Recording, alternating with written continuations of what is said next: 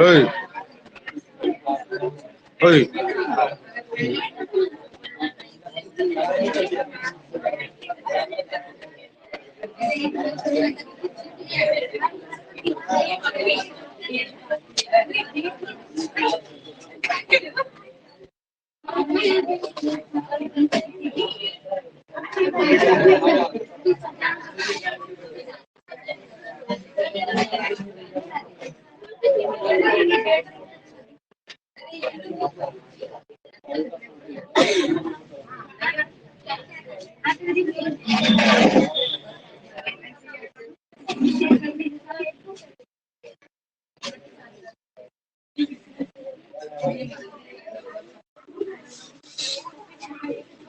चलिए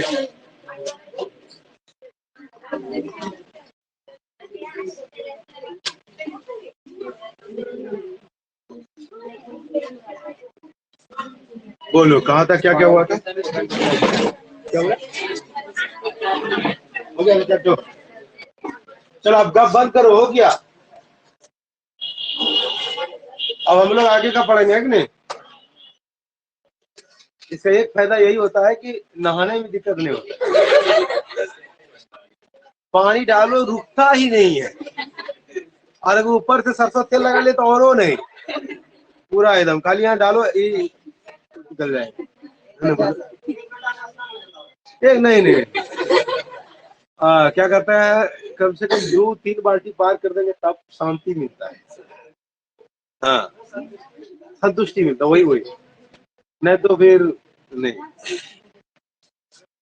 नहाएंगे। हाँ तब, नहीं तो कौवा लौहन टाइप का लगेगा, मतलब अंदर से लगेगा कि फिर एक बार नहाना होगा, ऐसा नहीं लगेगा। वही एक बार दम नहा लिया एकदम, नहीं तो फिर तालाब में चल जाओ, कूद जाओ एकदम, आधा घंटा तक रहो, मजा है। लेकिन ठंडी दिन में नहीं, क्या रे तुम शांत बैठी हो, क्या है झगड़ा हुआ है क्या, तो फिर तबीयत खराब हो गया, तो फिर कब कर रही हो, शादी अभी हो रहा है रे सुबह, शादी का सीजन चल रहा है।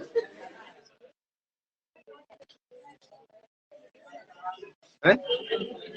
लेकिन एक बात गौर करना, पहले के टाइम में शादी में जो जाता था घर का बूढ़ा पुराना, तो बूढ़ा पुराना जा रहा था तो उसमें समझ में आता था कि वो बेचारा घर का पुराना सदस्य है तो जाता है, लेकिन उस सब का भी एक तालमेल होता था। वो जो बूढ़ा पुराना गया शादी में या किसी मरकी में है ना, तो वहां पर तालमेल टाका जोड़ के आता था, ये किसका बेटी है, ये किसका बेटा है, उस सब तालमेल जोड़ लिया।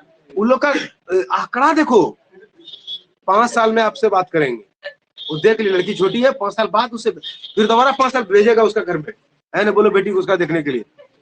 लेकिन अभी बदल गया, अभी क्या हो रहा है, बुढ़वा बुढ़िया सुतो घर में चुपचाप रहो, ठंडा का टाइम है, अपना फुल पैंट शर्ट पहनेगा एकदम, सेंट मारा, डायरेक्ट पहुंच गया, direct eye to eye contact. तो अभी समय बदल चुका है ना। चलो देखो,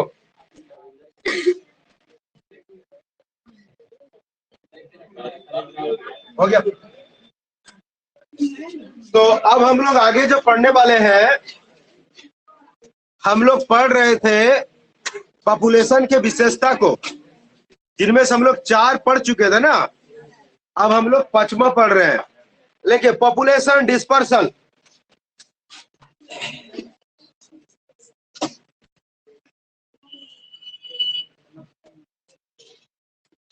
पॉपुलेशन डिस्पर्सल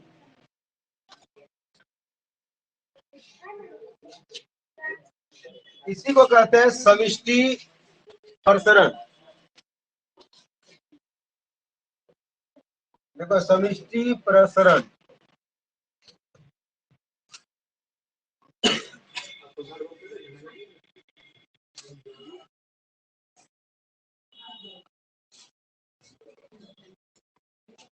नमिका, इधर घर नहीं जाओगी, घर नहीं जाओगी, तो क्या शादी होगी ना? नहीं कुछ नहीं, अब घर तुम नहीं जाना। अच्छा दोस्त का क्या नमिका, अभी घर जाना नहीं, पढ़ना तुम, तुम अच्छा करोगी लाइफ में, तुम खाली पढ़, बहुत अच्छी लड़की। लिखा रहे क्या लिखा बोलो? पॉपुलेशन डिस्पर्सल, क्या बोले? पॉपुलेशन डिस्पर्सल, इसी कहते हैं समष्टि प्रसरण। आप समझो पहले समष्टि प्रसरण होता क्या? ये प्रसरण का क्या मतलब होता है? फैलना। आप कह सकते हैं प्रसरण मतलब क्या होता है बोलो? ट्रांसमिशन मतलब क्या हो रहा है बोलो? फैलना। ये जो प्रसरण है इसमें होता क्या है? कहते हैं क्या, किसी समुदाय का जीव निकलकर किसी दूसरे समुदाय में यदि चला जाए, यहां से निकलकर कहीं दूसरे जगह चला जाए, यहाँ से जो आबादी या जनसंख्या निकल के दूसरे जगह चला गया, तो ये क्या हो रहा है? फैल रहा है ना। यहाँ से निकल के दूसरे गया, वहां से कहीं और गा रहा है तो फैल रहा है। तो समष्टि प्रसरण में कहते हैं जब कोई जीव या उसका समूह अपने मूल आवास को छोड़कर, यहां पर मूल आवास के बारे में बात नहीं करेंगे, हम डायरेक्ट कहते हैं जब कोई जीव या उसका समूह अपने आवास को छोड़कर दूसरे स्थान को जाते हैं, दूसरे स्थान को जाते हैं, तो उसे क्या कहा जाता है? पॉपुलेशन डिस्पर्सल, या उसी को समष्टि प्रसरण कहते हैं। कोई दिक्कत इसमें? क्या बोले एक बार मुखल्ला? बोले जब कोई जीव या उसका समूह, बोले क्या बोले? जब कोई जीव या उसका समूह अपने आवास को छोड़कर, अपने आवास को छोड़कर दूसरे स्थान को जाते हैं, अपने आवास को छोड़कर दूसरे स्थान को जाते हैं, तो उसे क्या कहते हैं बोलो? Population dispersal. देखो नीचे, नीचे ऐसे तीर का निशान दो, लिखो। देखो जब कोई जीव या उसका समूह, देखो जब कोई जीव या उसका समूह, जब कोई जीव या उसका समूह, जब कोई जीव या उसका समूह, जब कोई जीव या उसका समूह अपने मूल आवास को, या आवास भी लिख सकता है, कोई दिक्कत नहीं है, छोड़कर दूसरे स्थान को जाते हैं, छोड़कर दूसरे स्थान को जाते हैं, दूसरे स्थान को जाते हैं, दूसरे स्थान को जाते हैं, तो उसे, तो उसे पॉपुलेशन डिस्पर्सल कहते हैं, तो उसे पॉपुलेशन डिस्पर्सल कहते हैं, समष्टि प्रसरण कहते हैं, तो उसे समष्टि प्रसरण कहते हैं, तो उसे समष्टि प्रसरण कहते हैं, तो उसे समष्टि प्रसरण कहते हैं। हो गया? एक लाइन छोड़ के नीचे लिखो, लिखो समष्टि प्रसरण को समझने के लिए 3 भाग में बांटा गया है। समष्टि प्रसरण को समझने के लिए इसे 3 भाग में बांटा गया है।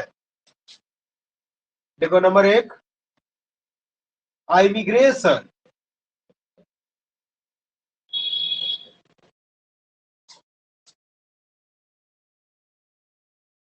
इसी को आगमन कहते हैं, या अप्रवासन,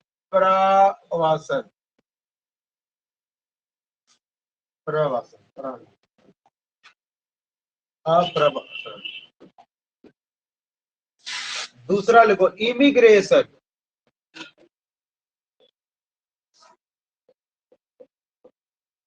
देखो इमिग्रेशन, इसको कहते हैं बहिर्गमन।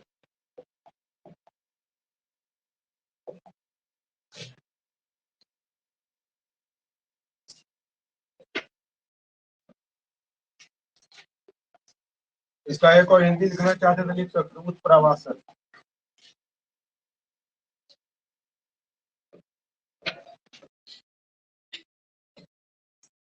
और तीसरा लिखो माइग्रेशन, माइग्रेशन, माइग्रेशन को तो स्थानांतरण।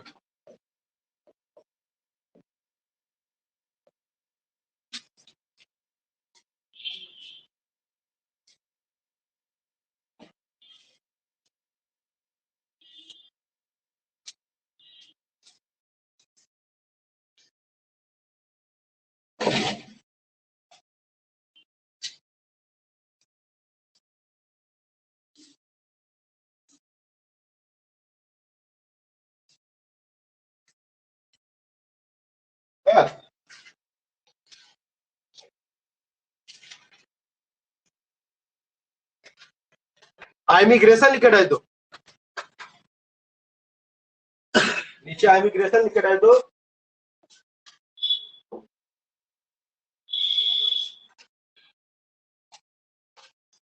इमिग्रेशन लिखिए, चलो इमिग्रेशन में क्या कहते हैं जरा ध्यान देना। जब कोई जीव या उसका समूह अपने मूल आवास को अस्थाई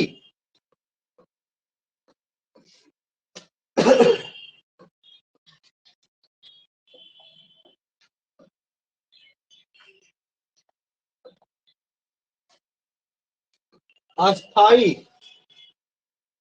या तो फिर क्या बोले अस्थाई, बोले जब कोई जीव या उसका समूह अपने मूल आवास को अस्थाई या तो फिर अस्थाई रूप से छोड़कर आवास के लिए दूसरे स्थान को जाते हैं, किसके लिए? आवास के लिए दूसरे स्थान को जाते हैं, तो उसे कहा जाता है इमिग्रेशन। क्या कहते हैं उसे? बोलो इमिग्रेशन। मेरा बात समझ में आ रहा है क्या बोल रहे हैं? यह समझने वाली बात है। या तो वो अस्थाई रूप से भी हो सकता है या तो फिर अस्थाई। अब आपको समझाते हैं।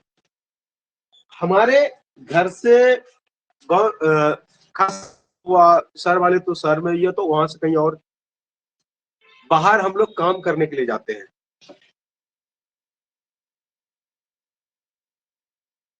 होते हैं जो कि पैसा वहां कमाया, वहीं पर जमीन खरीद के वहीं बस गया, अच्छा बुद्ध में सब वहीं पर है, वहीं शादी कर लिया, उधरे उधरे रह गया।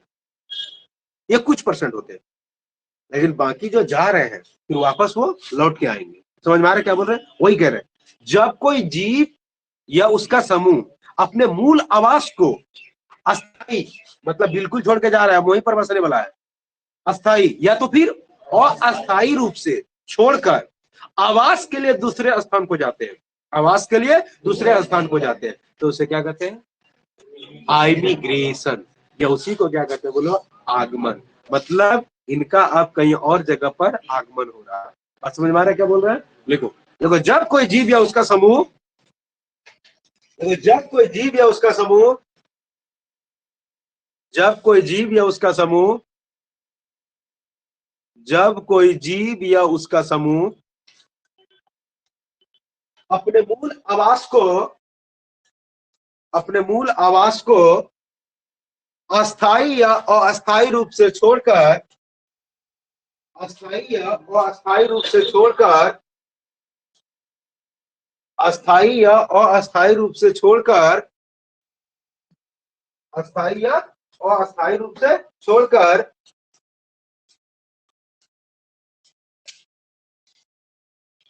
अस्थाई या अस्थाई रूप से छोड़कर आवास के लिए दूसरे स्थान को जाते हैं, आवास के लिए दूसरे स्थान को जाते हैं, आवास के लिए दूसरे स्थान को जाते हैं,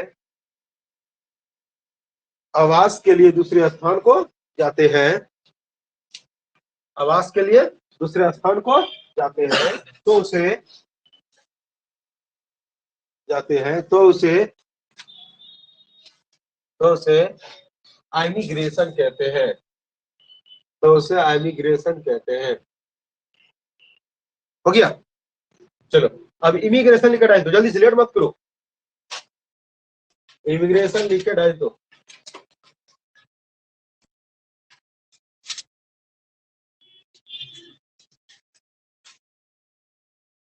हो गया? इमिग्रेशन को क्या कहते हैं?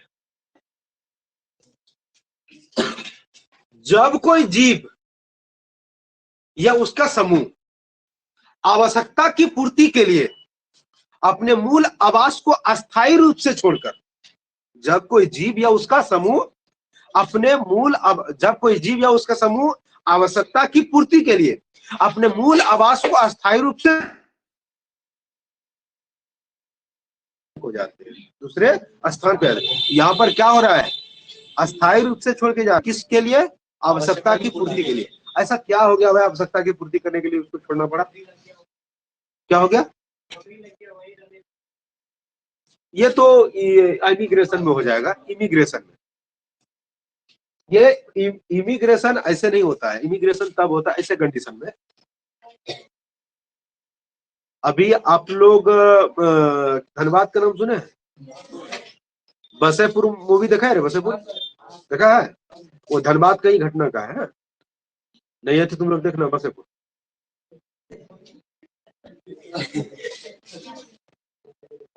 तो बसेपुर हम उस बात में, तो धनबाद में वहां पर अरे धनबाद का हम लोग क्यों बात कर रहे हैं?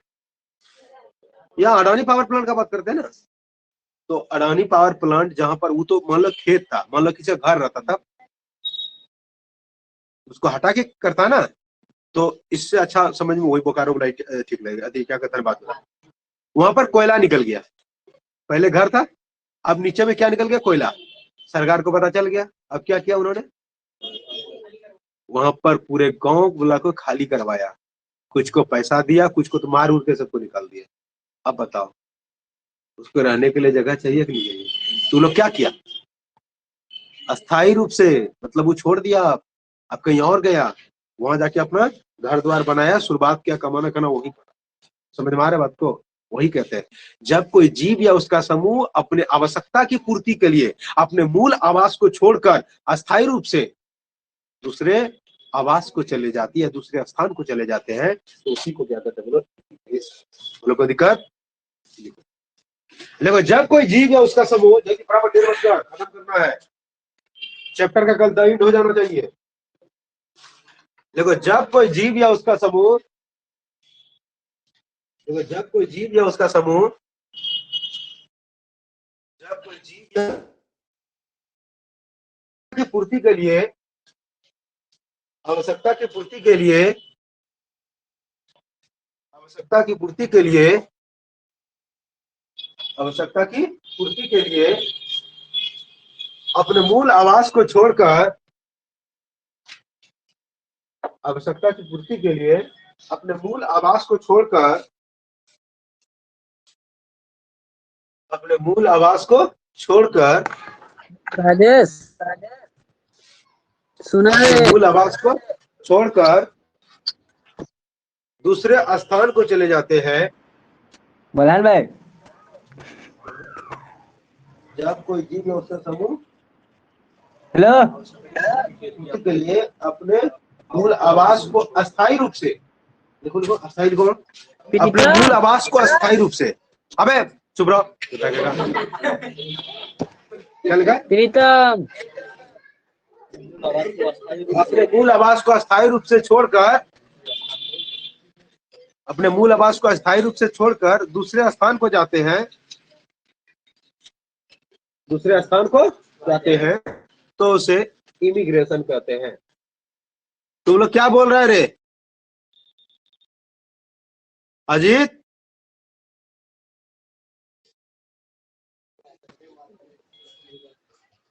बोले क्या बोल रहा था?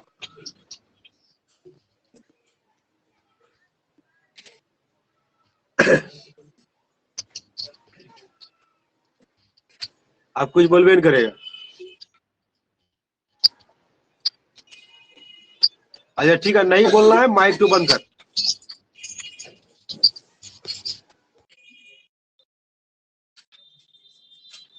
हो गया? अब लिखो माइग्रेशन।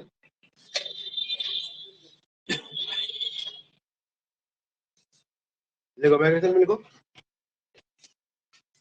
हाँ, माइग्रेशन में क्या बोलेंगे? याद हो, आप लोग को माइग्रेशन मिला, सर्टिफिकेट मिला होगा मैट्रिक का, तो इसके लिए अलग अदर स्टेट हम लोग जाते हैं, है ना। इसमें ये नहीं बोलेंगे अदर स्टेट से मतलब, को उससे मतलब नहीं, वो हस्तांतरण पत्र दिया। माइग्रेशन में क्या कहता है? जब कोई जीव या उसका समूह अपने मूल आवास को अस्थायी रूप से छोड़कर, मतलब अस्थायी नहीं, अस्थायी रूप से छोड़कर दूसरे स्थान को जाते हैं और पुनः वापस लौट जाते हैं, और पुनः वापस लौट जाते हैं, तो उसे क्या कहते हैं बोलो? माइग्रेशन। लिखो, है? इसमें अस्थाई भी हो सकता है और अस्थाई भी हो सकता है, लेकिन इसमें ओनली अस्थाई होगा। लिखो, लिखो, जब कोई जीव या उसका समूह, जब कोई जीव या उसका समूह, तुम खाना पीना खाती हो नहीं? लंबी होती जा रही हो कुछ शरीर में, कल का बोलो, जब कोई जीव या उसका समूह अपने मूल आवास को अस्थायी रूप से छोड़कर उसका समूह अपने मूल आवास को अस्थायी रूप से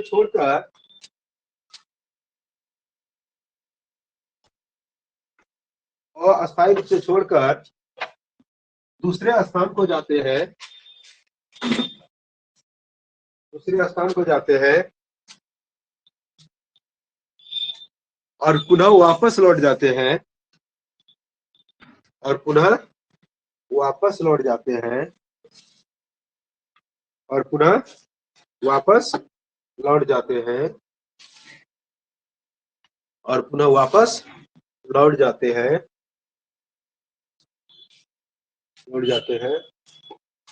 तो उसे माइग्रेशन कहते हैं। चलो हुआ।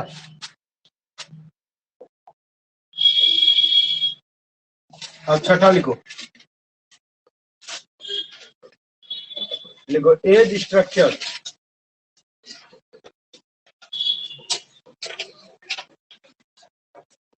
लिखो आयु संरचना। चल फटाफट लिखो आयु संरचना।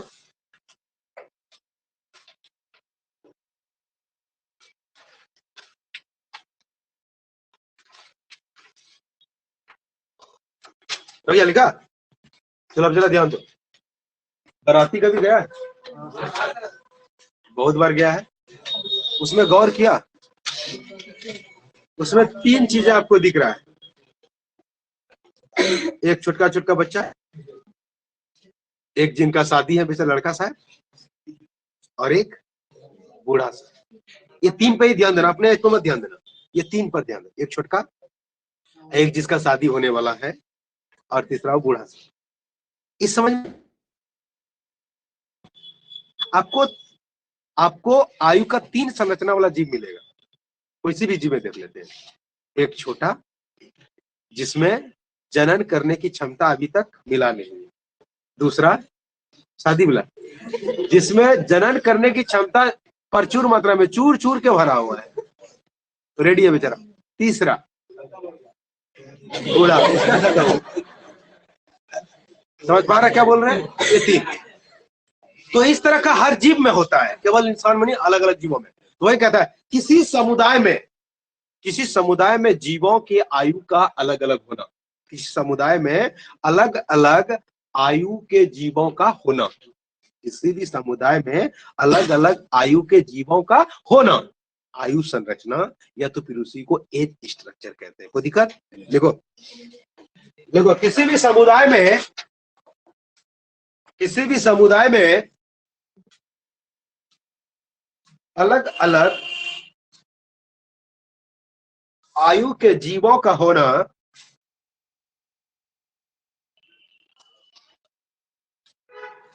किसी भी समुदाय में अलग अलग आयु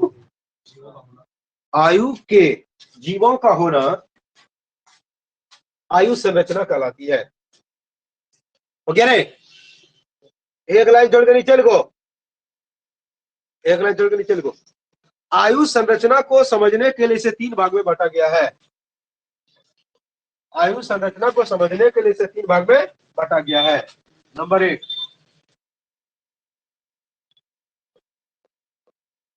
प्री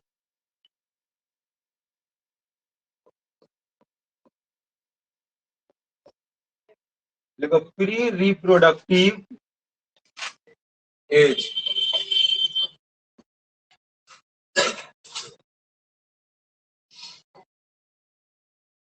देखो प्रजनन के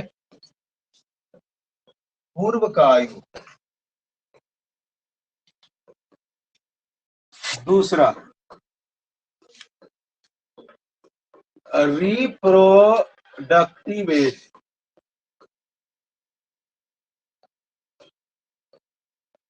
प्रजनन आयु, अवस्था भी कह सकते हैं। और तीसरा पोस्ट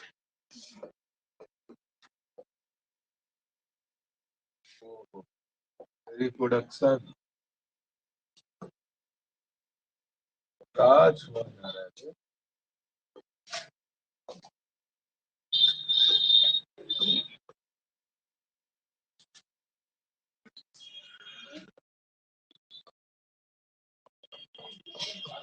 रिप्रोडक्टिव एज।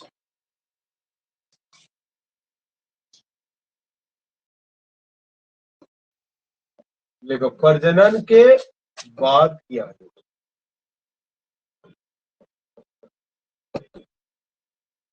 ये तो जान ही रहा है, प्री पोस्ट है ना।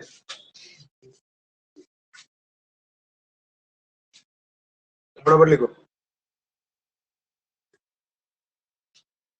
यहां से एक क्वेश्चन बाबू फिक्स है, कोई नहीं काट सकता एकदम। पॉपुलेशन से एक क्वेश्चन रहेगा। हाँ, नहीं तो तुम अगले साल भी क्वेश्चन उठा के देख सकते हो। चैप्टर 13 पे चैप्टर मतलब क्वेश्चन बोलेगा। पोस्ट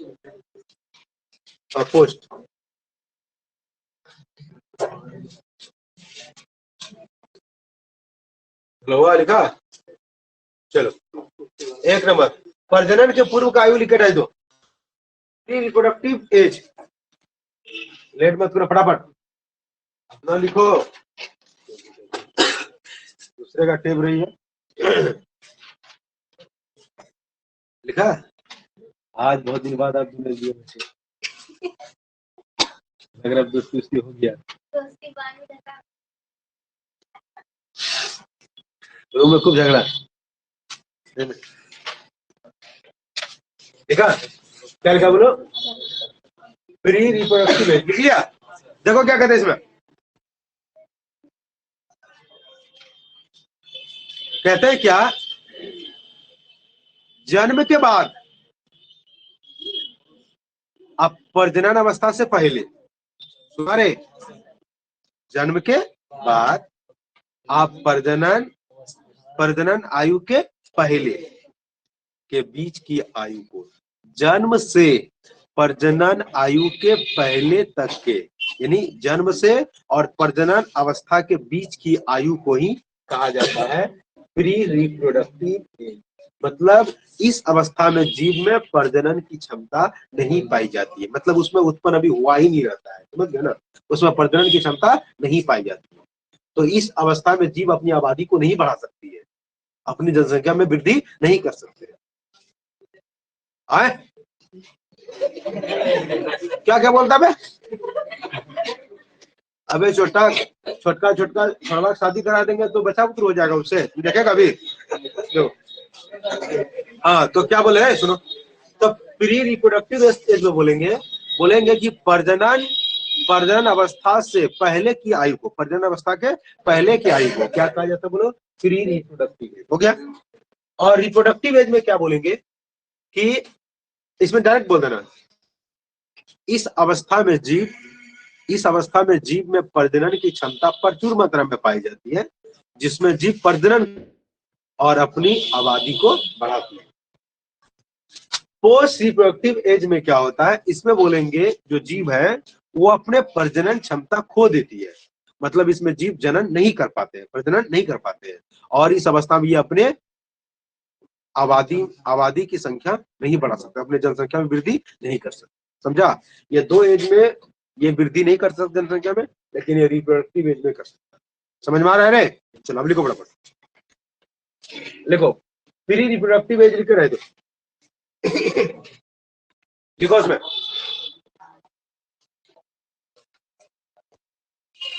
देखो जन्म से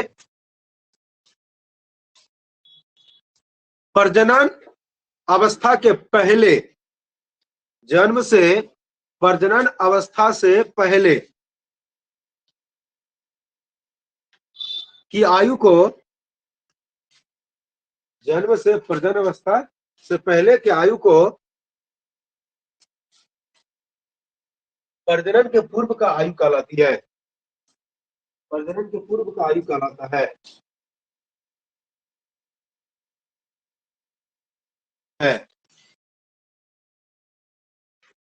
प्रजनन के पूर्व का आयु कहलाता है, हो गया। उसी में लिखो, इस आयु में जीव में प्रजनन की क्षमता, प्रजनन मतलब जनन रे, प्रजनन की क्षमता नहीं पाई जाती है। प्रजनन की क्षमता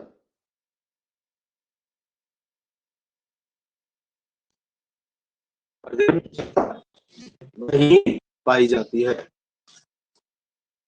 प्रजनन की क्षमता नहीं। चलो हो गया, आगे लिखो। प्री रिप्रोडक्टिव एज में प्रजनन आयु,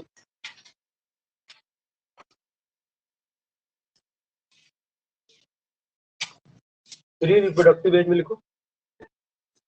ओ सॉरी, रिप्रोडक्टिव एज लिखो। इस देखो, इस आयु के जीव में, इस आयु के जीव में प्रजनन की क्षमता प्रचुर मात्रा में पाई जाती है। प्रजनन की क्षमता प्रचुर मात्रा में पाई जाती है।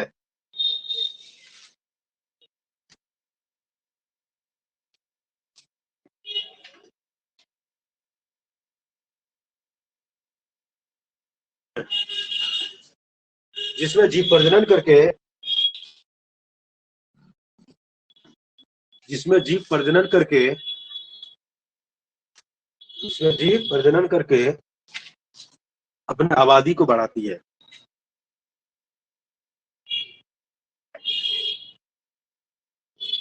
अपनी आबादी को बढ़ाती है। अब या चलो, पोस्ट रिप्रोडक्टिव एज में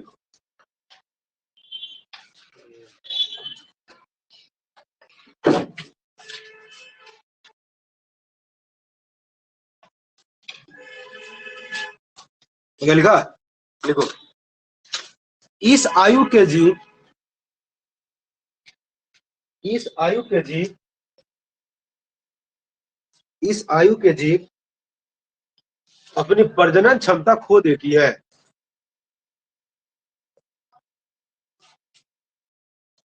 इस आयु के जीव अपनी प्रजनन क्षमता खो देती है, जिसमें जीव प्रजनन नहीं कर पाते हैं, जिसमें जीव प्रजनन नहीं कर पाते हैं। हो गया। चलिए, अब आपके सामने दो छोटा सवाल है। पहला सवाल लिखो, जन्म दर और मृत्यु दर में अंतर बताइए। क्वेश्चन लिखो, जन्म दर और मृत्यु दर में अंतर बताइए। जन्म दर और मृत्यु दर में अंतर बताइए। 5 गो पॉइंट होगा, आपको लिखना होगा। सुना रहे? लिख पाएगा कि नहीं अंतर रे? नहीं लिख पाओगे तो हम मदद कर देंगे। लिखा रे? जन्म दर मृत्यु दर में अंतर, परिभाषा पढ़ चुका है ना रे? परिभाषा उसका सूत्र हो गया। चलो अब आगे, इसका पेज छोड़ दो, इसका आधा पेज छोड़ दो। इसका क्वेश्चन लिखा, आधा पेज छोड़ दो, इसका फेयर है। अब आगे बढ़ो, क्वेश्चन लिखो, समष्टि घनत्व क्या है? समष्टि घनत्व क्या है? अगला क्वेश्चन लिखो, समष्टि घनत्व क्या है? समष्टि घनत्व क्या है? इसके बढ़ने वाले कारक को बताइए। इसको बढ़ाने वाले कारक को बताइए। इसको बढ़ाने वाले कारक को बताइए। इसको बढ़ाने वाले कारक को बताइए। पहले क्या लिखा क्वेश्चन? समष्टि घनत्व क्या है, हो गया। उससे में क्या लिखा? इसको बढ़ाने वाले कारक। क्वेश्चन को ऊपर तो लिखो, क्वेश्चन को ऊपर तो लिखो। चलो पहले क्या करेगा? समष्टि घनत्व का डिफिनेशन देगा। चलो हो गया। अब आगे क्या करोगे? बढ़ाने, तो क्या लिखोगे? समष्टि घनत्व बढ़ाने वाले कारक किस प्रकार है? नंबर 1 क्या लिखोगे? जन्म दर। क्या लिखोगे? जन्म दर का परिभाषा लिख लेगा, फिर लास्ट में सुन लो ध्यान से। परिभाषा लिख लिया, लास्ट में उसी में लिखेंगे कि जन्म दर से समष्टि घनत्व बढ़ती है। फिर आगे दूसरा नंबर, मृत्यु दर। मृत्यु दर का परिभाषा लिख लिया, पढ़ा चुका है ना? पढ़ा चुके तुम तो मृत्यु दर के लास्ट में फिर लिखेंगे उसी में। मृत्यु दर की कमी से, मृत्यु दर की कमी से जनसंख्या घनत्व बढ़ती है। अगला तीसरा नंबर, इमिग्रेशन। अभी तुरंत लिखा है ना रे? इमिग्रेशन का परिभाषा उसमें जो लिखा है वो लिख दिया, उसी में लिखेगा। आगमन से समष्टि घनत्व क्या होता है बोलो? बढ़ती है। अगला इमिग्रेशन, फिर इमिग्रेशन जो बताया वो लिख लेगा, फिर उसमें लिखेगा इमिग्रेशन से समष्टि घनत्व क्या होता है बोलो, बढ़ती है। और अगला तीसरा माइग्रेशन, माइग्रेशन भी लिख सकते हो, इस समष्टि घनत्व बढ़ता है, ठीक है। और अगर चाहो तो एक एक लिख सकते हो, रिप्रोडक्टिव एज, समझा, एज स्ट्रक्चर में रिप्रोडक्टिव एज लिख सकता है। सुना रे, ये खुद से लिख के लाओगे इसका आंसर कल। चलिए आज बार इतना ही।